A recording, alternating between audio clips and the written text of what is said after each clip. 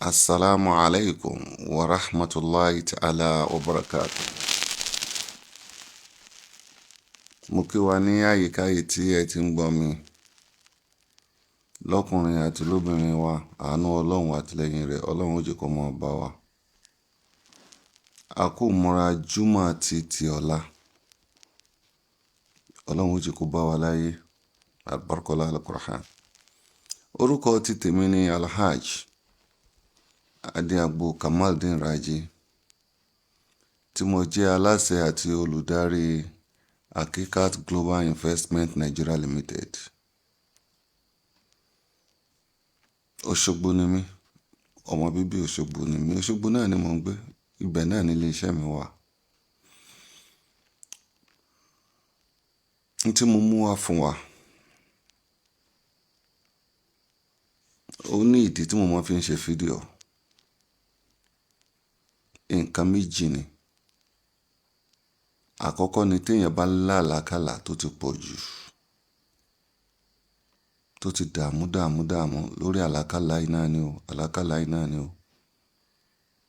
Oúnjẹ téèyàn ò rí jẹ lójú ayé, téèyàn ń jẹ lójú ràn.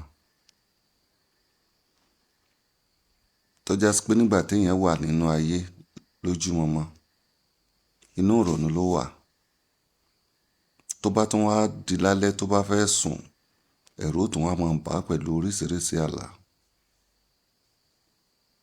Tírú nǹkan bẹ́ẹ̀ bá ń ṣẹlẹ̀ síyàn, téèyàn ń lálàá tẹ́rù ń bà á, tí ń lálàá tí ọkàn rẹ̀ ò balẹ̀. Ẹ tẹ́tí dáadáa kẹ́ gbọ́ iṣẹ́ tí mo fẹ́ fún yín láti ṣe.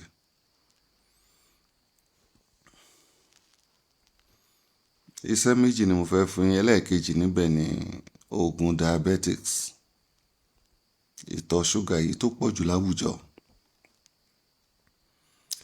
Mo kọ́kọ́ rọ̀ yín ná, ẹ jẹ́ ká sọ ohun tí a bá ń jẹ. You are what you are eating. Ìwọ gangan ni nǹkan tó ń jẹ. Má kàn ṣàdédé máa jẹun tó bá wà ní sàkání rẹ̀, máa ṣẹ̀ṣà oúnjẹ tó máa jẹ ni. Máa ṣẹ̀ṣà oúnjẹ. Ọ̀pọ̀lọpọ̀ nǹkan mí lèèyàn ń jẹ nísìnyí tó já sí pé ó sì ń jẹ́ àdánwò fún yàn. Pàápàá jùlọ nígbà tó bá di ọjọ́ alẹ́, ẹ̀dá èèyàn ní ní àlàáfíà mọ́. Yóò àwọn wúra rẹ̀ pé sóò náà ló ń dà báyìí látara nǹkan tó ń jẹ ni. Ẹ jẹ́ ká sá fún ṣúgà ní jíjẹ. Gbogbo nǹkan tó bá ti wà sweetened, ẹ jẹ́ ká sá fún. Ṣé ẹ pé diabetes kò sí nǹkan tó ń fà á ju the essence of sugaring system lọ. Tí nǹkan tó bá ti dùn bá ti pọ̀ jù, á ṣàkóbá fún kidney àti pancreas ara wa. Wàhálà ìdí nìyẹn. Á dẹni tó máa gún ní abẹ́rẹ́ insulin. Tó bá yá, ó possible kí kidney ọmọ park. Tó bá yá tí ò bá mójútó, ẹsẹ̀ rẹ̀ á máa wú tòmùtòmù. Tán bá fọ́ tẹ̀ lọ́nú, á jìn lọ́nú. Tán bá ká ọwọ́ kò ní tètè wá sókè. Tí kidney bá dẹ̀ ti ní problem, ó máa padà wá affect the heart.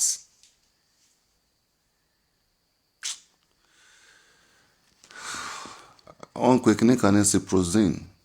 Tá fọwọ́ tẹ̀yàn lẹ́sẹ̀ lọlẹ̀ báyìí kó jìn lọ́nú kó má wá sókè. Ọlọ́run ní jẹ́ ká bá ayé dágbére báyìí. Ẹni rẹ̀ ò tiẹ̀ ní kàn wá. Ṣùgbọ́n ẹ jẹ́ káwa náà sọ nǹkan tá a bá fẹ́ jẹ. Kì í sọ̀rọ̀ yẹn ni kéèyàn jẹun ẹ̀mẹ́ta lójúmọ́. Tó bá ti pẹ́ ẹ̀kan lọ bá rí oúnjẹ jẹ tàbí ẹ̀ẹ̀mejì, kó ṣáà jẹ oúnjẹ tó lálàáfíà, kí èso sì pọ̀ jù nínú ohun tó fẹ́ máa jẹ.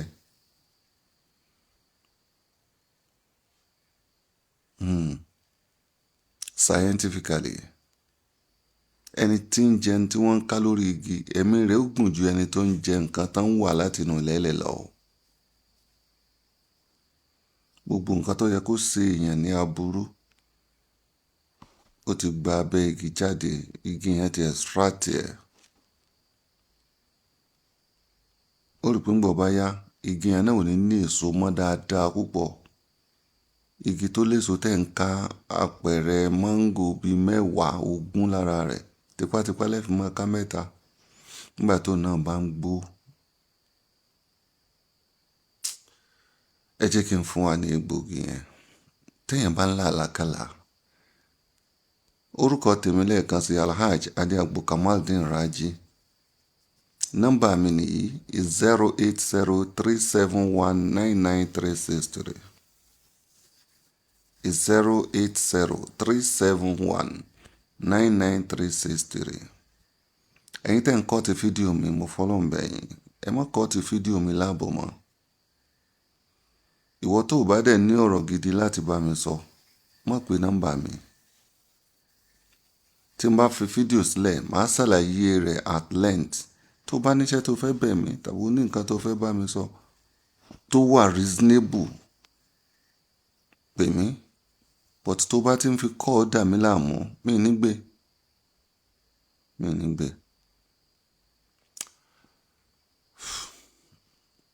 Téèyàn bá ń lá àlákàlà, ẹ jẹ́ ká lọ wá òsínbàtà. Táwọn bàbá wọn máa ń sọ pé òsínbàtà ní lékè odò. Ewé òsínbàtà ẹ wá. Tẹ́ bá ti rí òsínbàtà yẹn,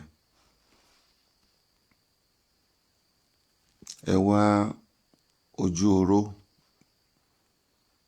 Ewé kan náà wọ́n ń pè bẹ́ẹ̀. Lójú omi náà ló wọ́n wà. Ẹlẹ́ẹ̀kẹta, ẹ wá ewé pèrègún.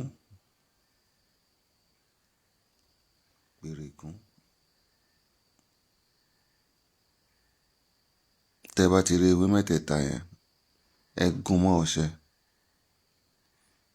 Ẹ wá fi omi àgbọn pò. Lẹ́yìn ọjọ́ 7 ní kẹ́ ẹ máa fi wẹ̀. After 7 days, wọ́n ń fi epo rárá o, ẹ̀yin oníbèrè sọ lẹ́nu. Ewé ojú oró, ewé òsínbàtà, pèrègún, ẹ gún papọ̀. Ewé pèrègún ẹ gún papọ̀. Mẹ́tẹ̀ẹ̀ta etí odò náà lẹ́ẹ̀tì rè.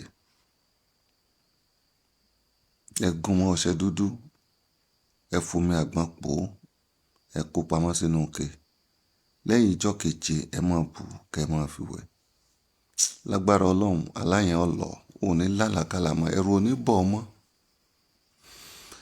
Táwọn èèyàn bá tiẹ̀ ń wò pé àwọn máa dọ̀ ọ́ láàmú, Ọlọ́run ó sì tú ọ sílẹ̀. Má tanra rẹ o. Tó bá wà nínú ogun ayé, má dúró. Àwọn tí ń lé ọ náà ò dúró. Wọ́n ti ń lé ọ ká yẹn, ìwọ náà tẹsẹ̀ mọ́rìn. Ńgbọ̀ bá yá yọ rẹ̀ wọ́n, Olúwa ṣàánú fún wa. Nọ́mbà mi 08037199363. 08037199363. Nọ́mbà yẹn náà ni mo fi ń ṣe WhatsApp. Egbògi ẹlẹ́ẹ̀kejì tí mo fẹ́ fún wa ní ti diabetics, the essence of sugaring in system. Ẹ lọ wá èso abèrè tó bá gbẹ kó bí owú kan tá a mọ̀ sí kóńgò kan. Lẹ́yìn rẹ̀, ẹ lọ wá idé funfun kóńgò kan, ó di 2. Ẹ lọ wá álọ́ọ̀mù dúdú díẹ̀ ni o. Álọ́ọ̀mù dúdú díẹ̀. Sọ gbọ́ mi yé, álọ́ọ̀mù dúdú díẹ̀. Ẹ lọ papọ̀, ẹ kó sínú ike. Bí sọ àwọn ẹlẹ́rọ kan bá yín lọ, kan blend ẹ kó dàbí powdered.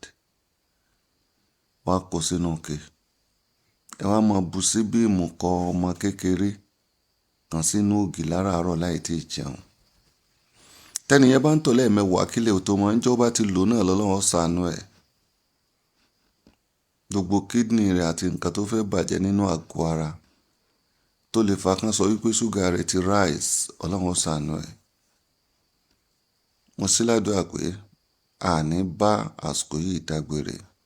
Gbogbo wàhálà tẹ́ ẹ ṣe ẹ̀yin lẹ́ jẹ́ o, ẹni ẹlẹ́ni ò ní jẹ́ṣẹ́ yín o, ẹ sì jèrè àwọn ọmọ yín. Gbọmọgbọmọ ò sì ní gbọmọ lọ lọ́wọ́ yín. Gbọmọgbọmọ pọ̀ láyé o, kì í ṣe ọmọ táàrí mọ́ o. Ọmọ mi wà tóbi ń wò báyìí tí ò wúlò fóbi ẹ̀.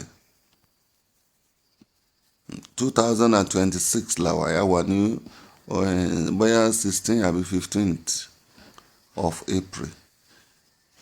Láti 2026 yìí òbí mi ò fojú kọ ọmọ tán sì jọ wà nínú ìlú. Ọmọ mi ò tiẹ̀ pé òbí ẹ̀. Lágbára Ọlọ́run gbogbo ogun burúkú, ogun èdè, ogun kéèyàn òṣìṣẹ́ kan mọ́ fẹ́ jẹ́ kó jẹ́, Ọlọ́run ó tú yín sílẹ̀ ń bẹ̀. Yóò la làákàyè àwọn ọmọ yẹn. Ogun èṣù á parẹ́ nínú ayé wọn. Àwọn ọmọ yín ó wúlò fún yín. Mo ṣe ládùúrà wípé bí mo ṣe tọrọ fún yín, Ọlọ́run jẹ́ kó rí bẹ́ẹ̀ fún mi náà. Gbogbo egbògi tí mo máa ń fún yín ní yọ kankan sílẹ̀ o. Mo ń retí ijọ́ tí màá pàdé Ọlọ́run ọba. Mi ò yọ kankan sílẹ̀, ìyà ní sọ̀rọ̀ ni, ìyà ní fún yín ní kankan ni. 08037199363. Mo kí wa wípé assalamu alaikum wa rahmatullahi ta'ala wa barakatuh. Ó dàbọ̀.